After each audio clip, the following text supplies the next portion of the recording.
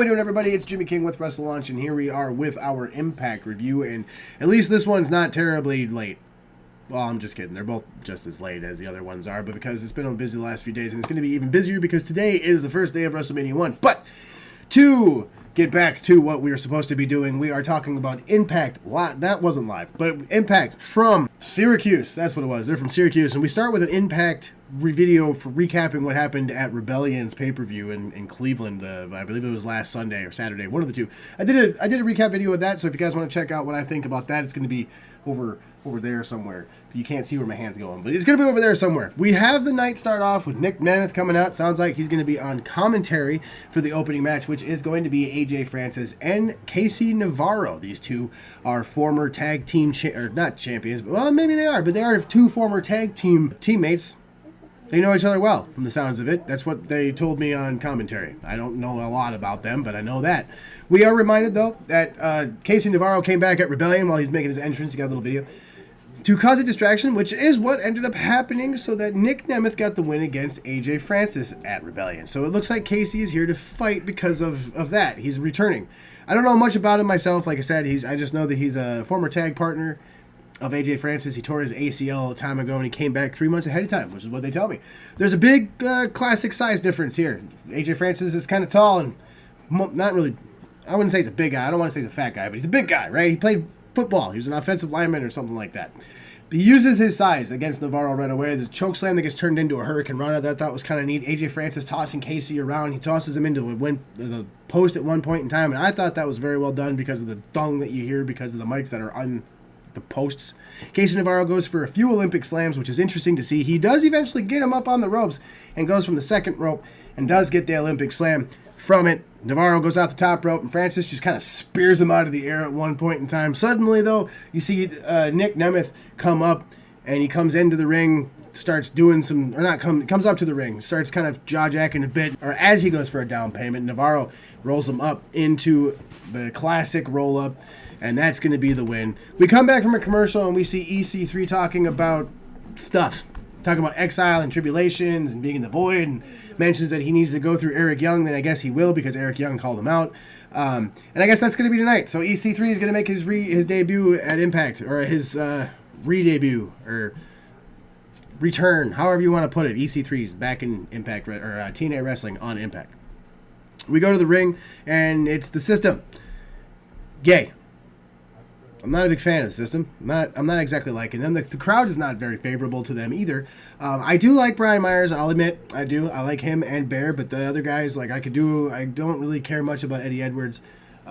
Cedric is okay. He's a good athlete, but he's never been someone that stood out to me or made me be like, whoa. I mean, he does some cool stuff, but due to the reaction of the crowd, Brian Myers asks about said reaction and understands that things are not necessarily favorable, but people shouldn't be booing them. I will admit, I do like Bear Bronson and Brian Myers as tag champions. Like I said, I do like those two out of everybody in the System. They're the ones that I favor the most. Alicia talks about Moose being dumb. Something. I don't really know where she was going with this promo. She kind of made it sound like he was dumb, but then she kind of really didn't say a lot of good things about herself either.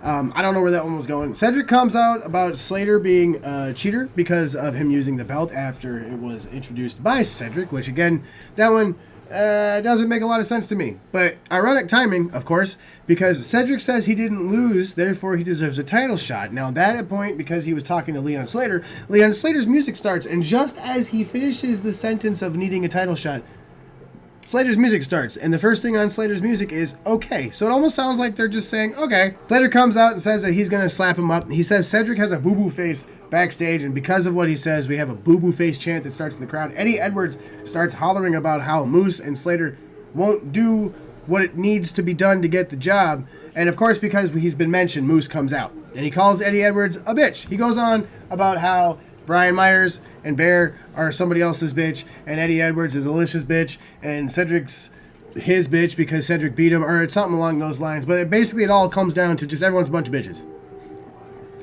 That's what it was. It was Myers is Edge's bitch. And then, of course, we get an Edge's bitch chant. That was fun. Slater mentions that everybody he sees there is in their gear, so he wants to have a match right now. And naturally, that brings out Daria Ray, who goes on about how nobody else makes matches but her. She says something to the extent of how that's not happening, and Slater gets in trouble because he says that, and that ends up being what is going to be the main event. It is going to be Leon Slater and Moose versus the entire system. And we go to commercial. Once we come back from commercial, we have another Rebellion recap, which is Kaz and Elijah's match, and then we see Daria Ray in her office, and of course that is where we see Elijah walk in, says he wants a rematch with Kaz. She calls Kaz, and he says no. Just like that. I love it, actually. I'm not going to lie, that was a lot of fun. We end up going to the ring for our next match of the night. It is Tasha Steelz versus Jada Stone. But first, before the match, Ali has to say that TNA finally has a champion that doesn't need to be a second chance champion. They go on about the order. He talks about how he now has an open challenge for that title belt. And eventually, they go on about how Tasha beats the Spark, or when Tasha beats the Spark, she will acknowledge Order 4 or something along those lines. So I'm assuming what they're trying to say is that if Tasha Steelz beats Jada Stone, that meant that she was going to be forced to join Order 4. Maybe or just acknowledge that they were. I don't know what the heck that's about. But anyway, the match comes along. Jada goes for right at her. She's not even doing her usual where she's happy. She goes right to the ring. There's a spot in the match where it looks like they were trying to kind of go for a Hurricane Rana reversal type thing, like into a power bomb, and Steelz just kind of drops her. They do work away from that really well. But one thing that I have to try to understand about TNA, why are there commercials at a pre-tape show in the middle of a match? It just drives me nuts. They have another spot that almost goes awry, but it was saved by Tasha Steelz once they do come back from commercial. Jada does get the win with what they are calling the Spark Stunner, which is a back handspring stunner. Pretty good with that one. Actually, I'm pretty impressed. They did really well with that one. Despite the fact that there were some mess ups, there's always going to be some imperfection in things. The fact that they were able to catch it and move on from that was perfect to me. We move on to another segment, and it's the Underworld thing. We see Victoria Crawford running and screaming, and then we see Rosemary wandering around, and then we end up seeing Joseph Parks, which of course is the unmasked Abyss, and he of course asks Rosemary if she's seen his brother, Chris, which is Abyss. He says that his lawyers handled the thing and the disillusionment and whatever else. I'm assuming what ended up happening was Crazy Steve. And then we see a woman wandering around in horns. Literally, she's just got 2 horns. We don't know who she is. I looked on Twitter. Nobody knows who she is. She's not a wrestler. A lot of people say she's not a model as far as they know. So this is very interesting because there's, the Sinister Minister ends up walking away with her in the end of the show. Tessa Blanchard comes into what looks like a church during this segment. She asks this lady where she is and how to get out, and then the lady doesn't answer her, so naturally she attacks, and then she gets attacked by this other weird demon nun, and then all of a sudden Tessa Blanchard's fighting a demon nun. I don't know what the fuck is going on, but then they go to commercial, so we don't get to really figure out what's going on with her demon nuns. And when they come back from commercial, Nick Nemeth is talking to Casey Navarro. So Tessa Blanchard's just fighting demon nuns. This is a wrestling show. What the hell's going on? So I don't know. We end up coming back from the commercial, and Nick Nemeth is talking to Casey Navarro, and Ryan seems to be very upset that he helped Casey Navarro, and it's kind of going on about this not needing a new brother, not being a little brother thing, because Casey Navarro and Nick Nemeth are calling each other brother, and literally he says, I don't know what to do about that, brother. And then he says something to the extent, and all of a sudden, I think it's Order 4 walks in, and they say something about a new little brother, and you can literally hear Nick Nemeth going, not helping right now. I like that. I've always been a fan of Nick Nemeth when he was Dolph Ziggler in WWE, or even just Nikki when he was in the Spirit Squad. I was always a fan. Even in the Spirit Squad, I knew he was going to become something. He and Kenny Doane were the ones that I thought would become something. Kenny was because of that crazy leg drop. Who knows what happened to him? I think he's actually a backstage guy currently with WWE. But at the end of this segment, Ryan pulls his phone out and says he's going to call he and Nick's mom, and Nick just says that everyone is crazy. I agree, because what the hell is this show? We move on and we see Mike Santana, who is still the TNA World Champion, come out to talk about Eddie Edwards and how he took him to his limit and all this other stuff, and how he decided that because he has withstood all of these, he can now issue his own challenge, which he does, and he says that it's the person that is in the best shape of his life currently, and it is Rich Swann. And as Rich Swann comes down to the ring, they talk back and forth. All right, as long as Daria Ray signs the match, it will be Rich Swann versus Mike Santana for the title, I believe, next week. And we come back from commercial yet again, and this time we have Li Ying Li. Her name's going to trip me up every time. Please don't hate me, guys. Li Ying Li, after her betrayal by Xia Brookside, she was talking about how at this point, it's not even just the fact that she lost her match, but she lost her best friend. And then we end up coming to a part, or this is a video package where they're talking about with Li Ying Li, and then they go to the backstage where the interviewer has Xia right next to her, and she literally asks her why she did that. And Xia, in typical heel fashion, just walks away. And we come up to our next match. It is EC3 versus EY, and it's absolute chaos from the jump. They don't even get in the ring before everything happens. Well, they kind of get into the ring, and then everything goes crazy. The ref gets hit, and they end up throwing the match out. And then, like I said, it is absolutely flipping crazy. Okay? There's going to be something that comes up between these two, and I'm looking forward to it. I want to see what happens. I'm not a big EC3 fan, but I am an extremely huge Eric Young fan. So there's not much that Eric Young can do that I think is wrong. I loved Super Eric. It was goofy, but I thought it was funny. So I really want to see what he's able to do with EC3. If Eric Young is the first feud that EC3 has in Impact, they're going to really see what's going on. So Tessa and Neela, they find the other friend of theirs, and Victoria Crawford come back because we're back in the underworld again after Tessa has gotten done fighting her demon nuns. And they come back from being in the underworld via the ring. They come out from under the ring. Okay, and then they do this weird little video package thing again, and that means that Rosemary and Mara Sade come back from the underworld as well. But then again, there's another weird little video package, and the lights go out, and guess who it is? It's Allie. Allie is back on stage. She's alive. We have the Reynault, or whatever his name is, the Aiden English. I think it's Reynault, Matthew Reynault. He says that dead people are supposed to stay dead as Allie comes down and just starts annihilating people in the ring. I'm a huge fan of Allie as just in general. She's a great wrestler, so I like seeing her actually getting an opportunity to do something.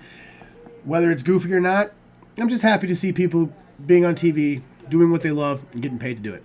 We come back from another commercial, and it's Matt. And right now, we are about to go into our main event segment. So naturally, we have to have Matt Hardy speaking to us beforehand. And he's talking to Dutch about how they basically used he and Jeff as sacrifices. And they tried to make it be that they were doing these things for the Hardys and all this stuff. But then essentially what comes down to it, and this is what makes Sponge have a good little freak out, because Matt says that it's almost broken season, and Jeff comes up and does, and then laughs like Will-O-the-Wisp. At least that's what I think. So hopefully that means that we're going to see them again, and we get to really show AMC and all of the world what mastery the Hardys can do when it comes to creativity. We do have our main event now, finally, and it is the 4-on-2. It is Moose and Leon Slater versus the System. This match is an interesting one because Moose is a common denominator in this match because he is the one that takes on multiple people. At one point in time, he takes out 3/4 of the System, and then Slater does his dive over the post to take them all out, and as a big group. They go on, and Slater dives over at some point. There's a lot of jumping and flying around and doing some crazy thing. Moose tries to boot Eddie, and it catches the security dude instead. Poor guy. One hopes that was a spot, because if that security guy genuinely got taken out, then I feel bad for him because he got obliterated with that thing. Cedric Alexander ultimately gets the pin on Leon Slater and does get the win, which means that this is not the first time that he has pinned Leon Slater, so I want to say that they are leaning towards that in the near future.